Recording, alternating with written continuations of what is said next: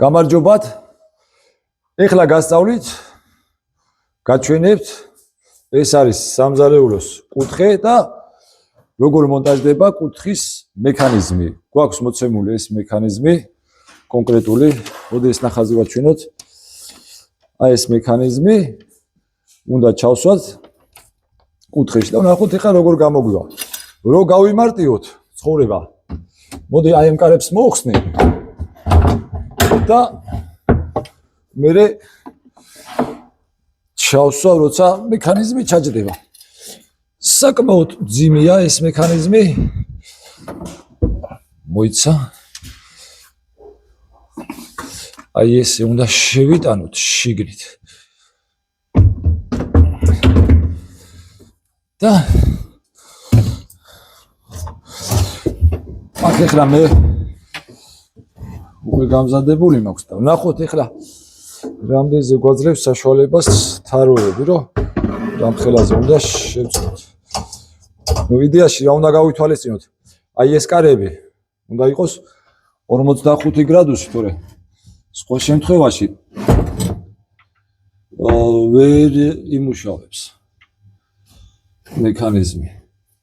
აი ხა მივიწევ, გავასწორებ ისეთნაირად, რომ ესეც კარგად გამოვიდეს. და ყველაფერი რო კარგად იყოს. აი ეს არის ზომა.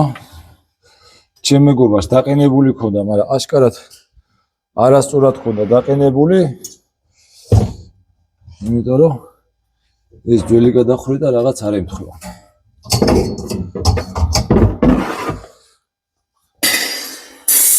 და ნახოთ რა გამოგვივა.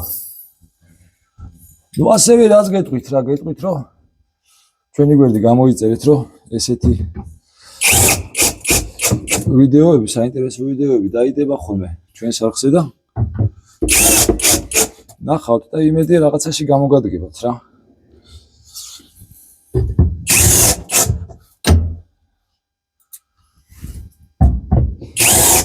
ჩავამაგრე. აბა ჩავსვათ ეხლა ეს თაროები. და როგორ დადგება რა, ესე მუშაობს, ნახე? აი ეს ვარიანტი.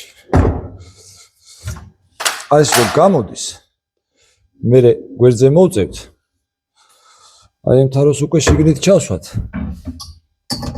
და ეხლა ვნახოთ თუ გამოვა.